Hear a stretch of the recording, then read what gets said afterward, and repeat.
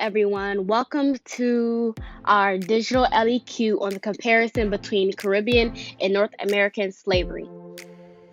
So, enjoy. At the end of every unit, your teacher has a chance to teach a lesson about other lessons and their context to enhance. But what do you suppose our teacher has us do? He skips the lesson and makes us present a digital LEQ. Elocution needs historical evidence, reasoning that can corroborate and advance a complex thesis that Dr. John P. Irish would admire. Then we drop the screencast like a single that is fire. Student created screencasts for you to like, subscribe, and share. We know you've had all the John Green and Steve Heimler you can bear. If we have the most views by 10 p.m. Eastern on the 5th day, we earn 500 bonus points, which virtually guarantees an A. Without much more fanfare or ado, we present our Digity LEQ. Enjoy. So our big ideas for this presentation. Big ideas. What are the key similarities between Caribbean and North American slavery? How did the difference in crop production from the Caribbean and North America affect the condition of slaves? And in what ways did slave owners create a mindset of black inferiority? Our thesis is the comparison of Caribbean slavery versus North American slavery. Slavery could be considered humanity's greatest tragedy and failure to uphold and respect human rights, especially when considering the different eras and longevity of its reign.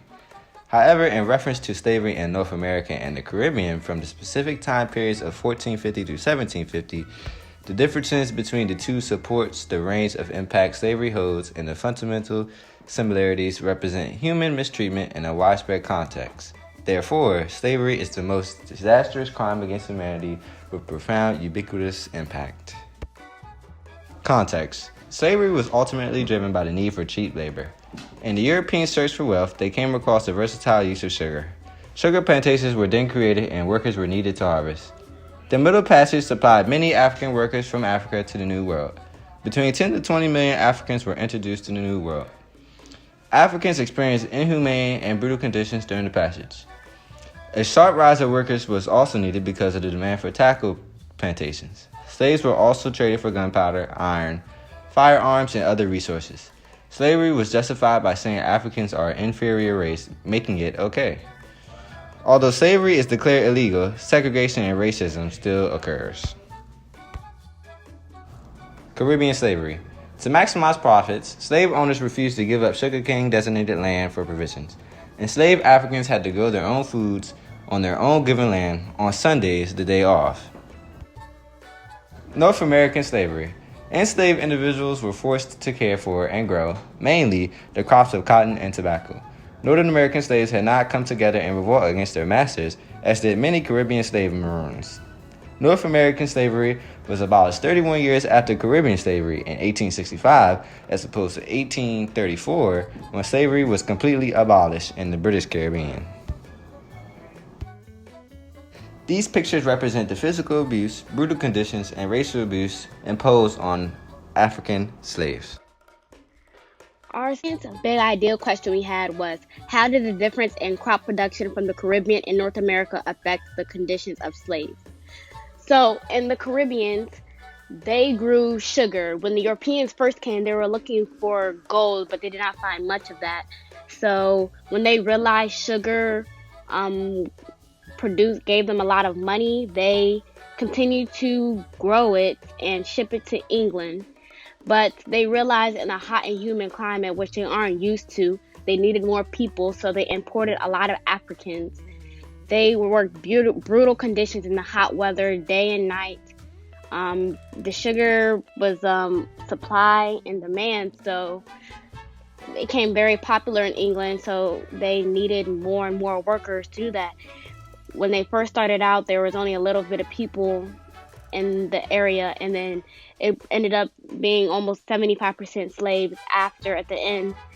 So the conditions of the slaves in Caribbean was, well, equally, they're both brutal, but as the Caribbean had hot and humid climate, and the demand for The sugar, it definitely made the working conditions of the slaves more brutal.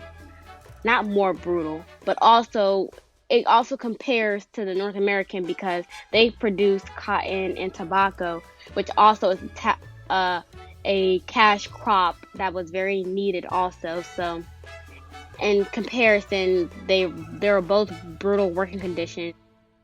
For our third big idea question, it was, in what ways did slave owners create a mindset of black inferiority?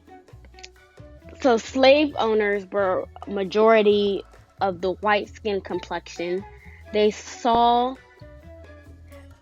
black people as, they didn't even classify them as humans almost. They demeaned them to as they are just property. They sold them. You can see that they were put in chains, ordered around.